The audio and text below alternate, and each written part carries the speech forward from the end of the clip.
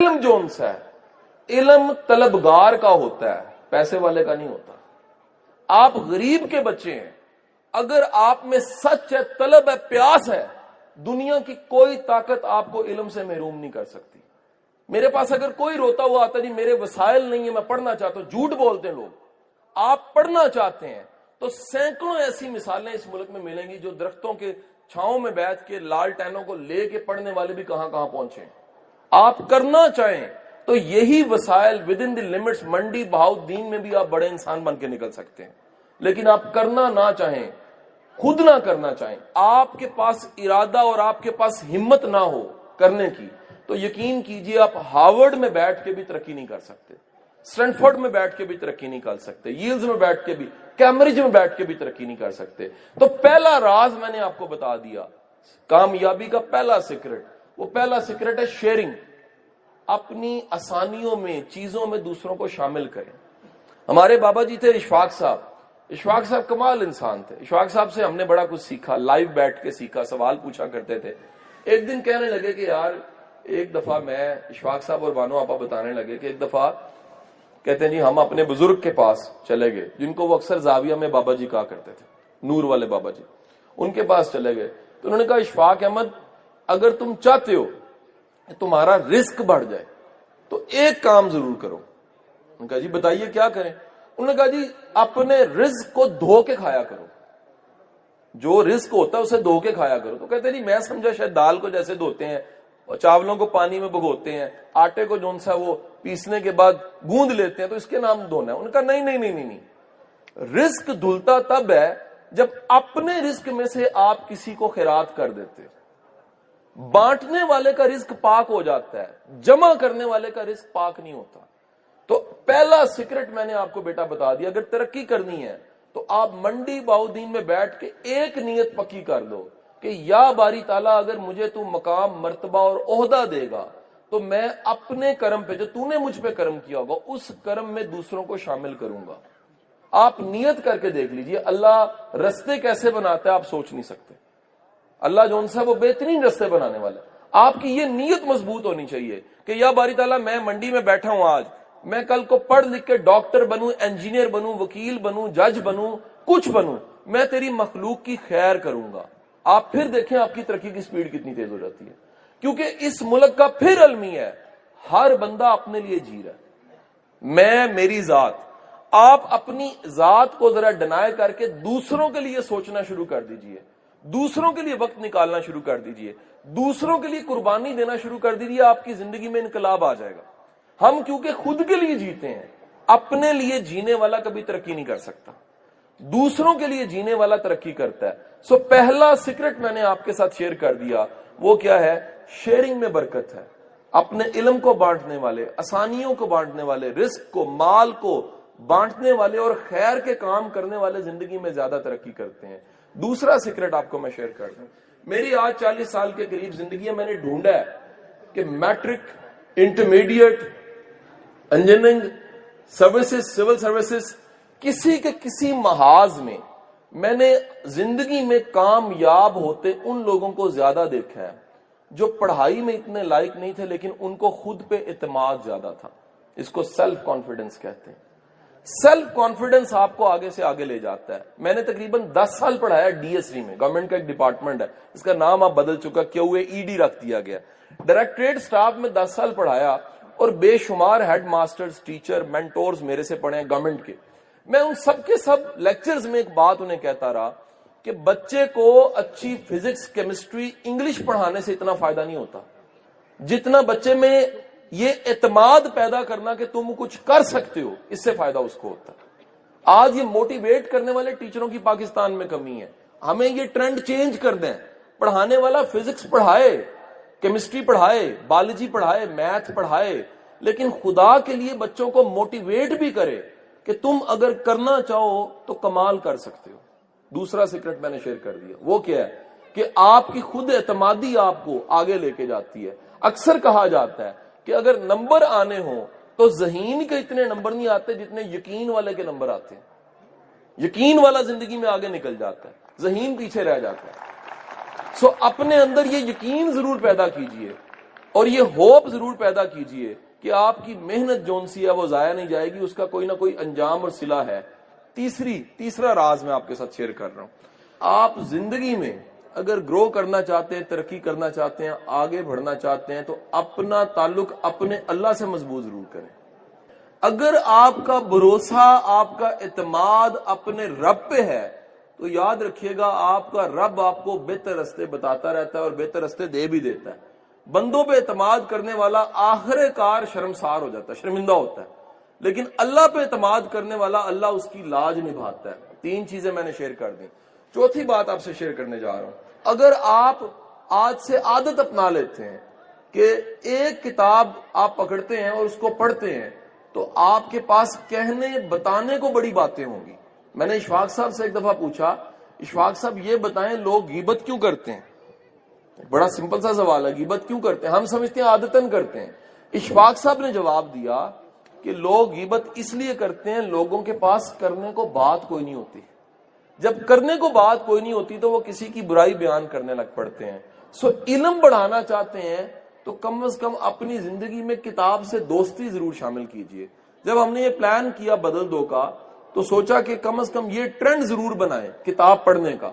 تو آج کے اس ایونٹ میں، صبح کے ایونٹ میں 1000 کتاب میری فاؤنڈیشن کی طرف سے آپ سب کو فری مل رہی ہے، 1000 بکس۔ اب یہ کیوں ہے؟ گزارش ہے یہ کیوں کیا جا رہا ہے؟ عموماً فاؤنڈیشنز تو جون سی ہیں وہ مانگ رہی ہوتی ہیں، ہم الٹا بانٹ رہے ہیں۔ کیوں بانٹ رہے ہیں؟ اس ملک میں کتاب بینی کا ٹرینڈ بڑھے۔ آپ دنیا دیکھیں گے، باہر اگر کبھی جائیں تو آپ حیران ہوں گے، گورے کے ایئرپورٹس پہ گورے کے ہاتھ میں ایک عدد کیمرہ ہوتا ہے اور ہاتھ میں کتاب پکڑ کے وہ بیٹھا پڑھ رہا ہوتا ہے۔ وجہ کیا ہے؟ یہ کتاب نہ پڑھنے کا ٹرینڈ اس ملک میں نہیں ہے۔ آپ یہ ہمسایہ ملک دیکھ لیں، ادھر جو سارے کا سارا انڈیا ہے، ایک کتاب کا ایڈیشن لاکھ کا چھپتا ہے اور وہ بک جاتا ہے۔ پاکستان میں کتاب نہ چھپتی ہے نہ پڑھی جاتی ہے، یہ ٹرینڈز ہی نہیں ہے۔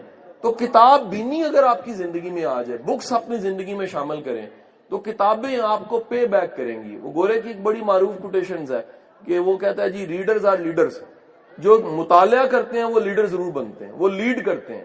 اور لیڈر صرف سیاستدان نہیں ہوتا، اپنی فیلڈ میں لیڈ کرنا بھی لیڈر ہی ہوتا ہے۔ آپ کسی شعبے میں ہو، کسی فیلڈ میں ہو، اس میں ٹاپ پہ آپ کو ہونا چاہیے۔ مجھے انتہائی شرمندگی ہوتی ہے ان طالب علموں سے جو نہ پاس ہوتے ہیں اور نہ فیل ہوتے ہیں۔ یعنی کم از کم جون سے ہے وہ ٹاپ ہی کر جاؤ، نہیں تو بالکل ہی رہ جاؤ، پڑھائی چھوڑو کوئی اور کام شروع کر دو۔ یہ درمیان میں 50% پہ کھیلتے رہنا یہ کوئی کمال نہیں ہے۔ آپ محنت کریں، زندگی میں سٹرگل کریں اور ٹاپ پہ ہمیشہ پہنچیں۔ نمبر لیں تو پتہ لگے کہ نمبر آپ کے جون سے وہ لیڈنگ ہے۔ اپنی فیلڈ کا انتخاب کریں تو اپنی فیلڈ میں ٹاپ پہ ہوں، کچھ بنیں، کسی شعبے میں جائیں، لیڈ ضرور کریں، ٹاپ لیڈنگ میں ضرور جائیں۔ اور وہ لیڈ کرنے کے لیے ضروری ہے آپ کی زندگی میں کتاب ہو، کتاب ضرور مطالعہ کریں۔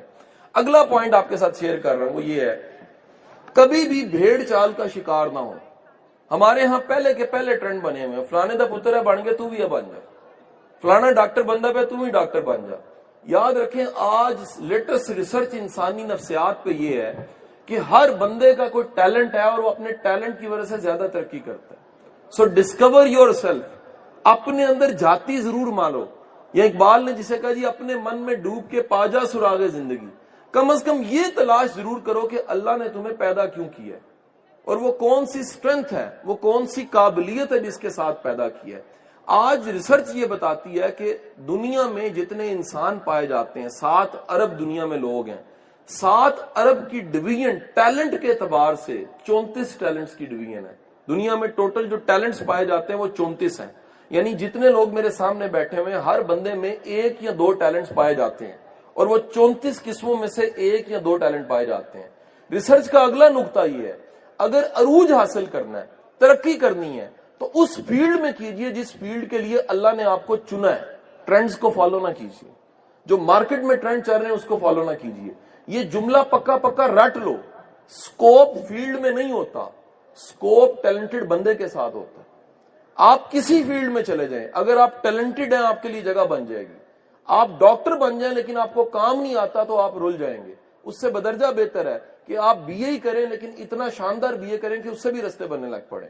ہمارے ہاں یہ کامن ٹرینڈ ہے، دوسرے کو دیکھ کے ہم فیلڈ کا انتخاب کرتے ہیں. پریکٹیکلی ایسا ہوتا ہے کہ جس کا پیشن اور پروفیشن ایک ہے زندگی میں ترقی وہ زیادہ کرتا ہے. جس کا پیشن جو ہے اسی کے مطابق اس نے فیلڈ کو انتخاب کیا ہے کہ میرا پیشن جون سا ہے وہ رائٹنگ ہے، رائٹنگ میں نام آپ بناتے ہیں. ایک پاکستان کے معروف اینکر ہے، چند دن پہلے ملے، آپ اندازہ لگائیں ٹیلنٹ کی کتنی کمی ہے پاکستان میں. ٹیلنٹ پیشن پروفیشن ایک نہ ہونے کی وجہ سے وہ کہنے لگے کہ میں 4.5 لاکھ روپے پہ کنٹینٹ رائٹر ڈھونڈ رہا ہوں. تنخواہ کتنی ہے؟ 4.5 لاکھ روپیہ. اور کہتا ہے جی شاہ صاحب مجھے کنٹینٹ رائٹر نہیں مل رہا. ریزن کیا ہے؟ یہ نہیں ہے کنٹینٹ رائٹر نہیں ہے، کنٹینٹ رائٹر اپنی فیلڈ بدل لیتے ہیں لوگ، انہیں پتہ ہی نہیں ہوتا، رائٹ ٹائم پہ کسی نے گائیڈ نہیں کیا ہوتا کہ آپ اگر پراپر فیلڈ میں جائیں گے تو ترقی زیادہ کریں گے. فیلڈ میں ایک سلیکشن غلط ہونے کی وجہ سے، کیریئر پلاننگ نہ ہونے کی وجہ سے جو اچھا لکھنے والا ہے وہ مارکیٹنگ میں چلا جاتا ہے، جس کو مارکیٹنگ میں نہیں جانا چاہیے تھا، رائٹنگ میں جانا چاہیے تھا، وہ کسی اور فیلڈ میں چلا جاتا ہے. اپنے جس فیلڈ کا انتخاب کریں یہ ڈھونڈ کے کریں کہ پیشن آپ کا کیا ہے.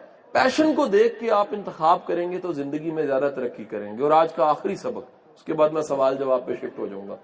لاسٹ لیسن میں نے دیکھا ہے کہ میں نے ترقی کرتے ان لوگوں کو دیکھا ہے جو شاید آئی کیو میں ایوریج تھے لیکن ان کے ساتھ ان کے بزرگوں کی دعائیں بہت زیادہ تھیں. میں خود ایک کھوٹا سکہ ہوں، میں نے جب بھی مڑ کے دیکھا ہے تو مجھے کوئی اتنی قابلیت نہیں ملی. عادتیں اللہ نے اچھی دے دی تھی، مطالعے کی عادت شروع سے تھی، لائبریریز ہم نے بچپن سے جوائن کر لی تھی، دوستوں کا سرکل شروع سے اچھا مل گیا، واصف صاحب جیسے، اشفاق صاحب جیسے استاد ہمیں بڑے پہلے مل گئے. لیکن ایک چیز میں نے پکی دیکھی ہے کہ زندگی میں ترقی کی وجہ، ہم جیسے کھوٹے سکے چلنے کی وجہ والدین کی دعائیں ہیں. اگر پیرنٹس کی دعائیں آپ کے ساتھ ہیں تو آپ زیادہ ترقی کرتے ہیں. اور اس کے لیے ہمیشہ میں ایک مثال دیتا ہوں کہ میری 40 سال کی عمر ہے اور 40 سال کی اس عمر تک آ کے میں نے ڈھونڈا ہے چند دن پہلے کہ میں اپنے والد کو کبھی گلے نہیں ملا. اور اس کی وجہ یہ ہے کہ ہمارے گھروں میں ابا کا ادب بہت زیادہ ہے. میں محمدی پور سے ہوں تو ہماری ایک جٹوں والی سوچ ہی ہے. تو ابا کا ادب ایسے ہی ہوتا ہے کہ جیسے گھر میں ہم بیٹھے کھیل رہے ہوتے تھے بچپن سے اور اماں نے کہہ دی ابا آ گیا تو جیسے چرسی ایس ایچ او صاحب کو دیکھ کے چھپ جاتا ہے، تقریباً ایسے ہی ہم جو ہے وہ ابا کو دیکھ کے چھپ جاتے تھے. تو بچپن سے یہی روٹین رہی کہ ابا کا ادب اتنا کیا کہ جرت ہی کبھی نہیں ہوئی. تو 40 سال کی عمر تک آ کے میں نے ڈھونڈا کہ میں اپنے والد کو کبھی گلے نہیں ملا، کبھی گلے نہیں ملا. میرا بیٹا جو میرے قد کے برابر ہے وہ کئی دفعہ مجھے گلے مل لیتا ہے، میرے سے مذاق بھی کر لیتا ہے، زمانہ بدل گیا لیکن ہماری جرت نہیں ہوئی. تو میں نے کیا کیا کہ میں نے اپنے بوڑھے والد کو جو ریٹائر ہو چکے انہیں جا کے کہا کہ ابا جی میں نے گلے ملنا آپ سے. وہ ایسے میری طرف دیکھ کے کہنے لگے عید تے ملیا سے. میں نے انہیں کہا جی وہ عید پہ آپ کندھے کے ساتھ کندھا ملاتے ہیں، صحیح طرح ملتے نہیں، اجازت دے دیں مجھے. کو 3-4 بار جب میں نے ریکویسٹ کی تو انہوں نے اجازت دے دی. جب اجازت دے دی تو میں نے اپنے والد صاحب کو گلے لگایا. میری یہی فیلنگز تھی کہ 40 سال کے بعد ایک دفعہ ہی مل رہا ہوں. 40 سال گزر کے میں والد کو گلے نہیں ملا. میں نے گلے لگایا 5 منٹ تک میں گلے لگا کے ان کو محسوس کرتا رہا کہ یار یہ میرا بوڑھا باپ ہے جس نے مجھے پالا ہے، جوان کیا ہے اور کامیاب کیا اور ان کی دعاؤں سے میں یہاں پہنچا ہوں. 5 منٹ کے بعد میں نے دیکھا تو میرا والد رونے لگ پڑا. وہ رو ہی جا رہا تھا. میں نے کہا جی آپ رو کیوں رہے ہیں؟ وہ مینوں پنجابی چ کہن لگے چلیا اینی ٹھنڈ پیندی ہے تے پہلے جفا مار لیندا. میں نے سوچا یار کہ بندہ کتنا بدقسمت ہوتا ہے، کتنا بدقسمت ہوتا ہے. بندہ پڑھتا ہے، لکھتا ہے، جوان ہوتا ہے، جج بن جاتا ہے، افسر بن جاتا ہے اور پیچھے مڑ کے ابے کو گلے لگانے لگتا ہے تو بعض اوقات ابا نہیں ملتا، ایک ٹھنڈی مٹی کی قبر ملتی ہے. پھر بندہ پھول ڈالتا ہے، اگربتیاں لگاتا ہے، مٹی چڑھاتا ہے اور سوچتا ہے کہ یہ شاید محبت ہے. حضور والا آج گھر جائیں، اپنے والدین کے گلے ضرور ملیں، ان کا ادب ضرور کریں، ان کی کم از کم اتنا وعدہ کر کے ضرور جاؤ، ایسی خدمت ضرور کرو کہ ان کے کلیجے سے دعا نکلے. اور میرا ماننا یہ ہے کہ والدین کی دعا میں اللہ نے اتنی طاقت رکھی ہے کہ وہ کھوٹے سکوں کو بھی کھڑا کر دیتی ہے. بہت بہت شکریہ.